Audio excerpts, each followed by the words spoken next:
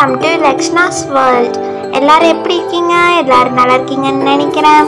இன்னைக்கு நம்ம சேனல்ல என்ன பார்க்க போறோம்னா டாப் 27 places in Coimbatore. வாங்க ஒண்ணொண்ணா இப்ப பார்க்கலாம். First, Vaidehi Falls. Second, Adiyogi Shiva statue. Third, Kovai Kondatam.